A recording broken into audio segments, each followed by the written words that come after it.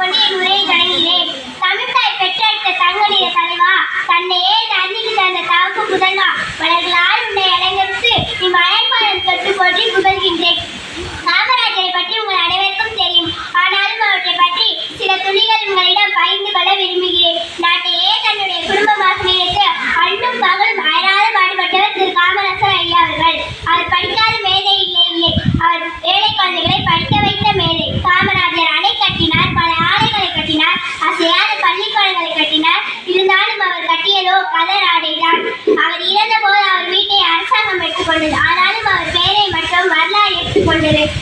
காமராஜர் விருதுநகரில் 1903ஆம் ஆண்டு ஜூலை 15ஆம் நாள் குமாரசாமி நாடார் அவர்களுக்கும் சிவகாமி அம்மையாருக்கும் அருந்தவ புதல்வராக பிறந்தார்.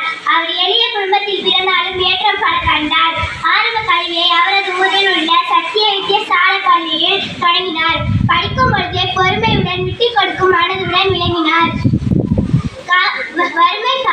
இவரது 6வது வயதிலேயே தந்தையை இழந்தார்.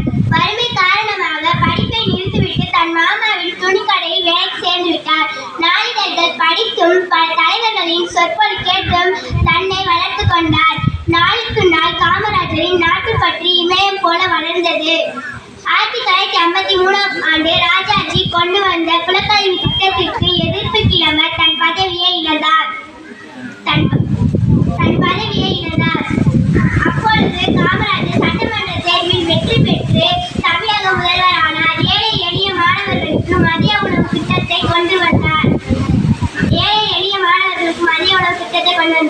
2008ஆம் ஆண்டு முதல் அறுவடை பிறந்த நாளை கல்வி வளர்ச்சி நாளாக கொண்டாடி மகிழ்கின்றோம். கல்வி கண் கொடுத்த வள்ளல் காமராஜர் என தந்தை பெரியாரை பாராட்ட போற்றார்.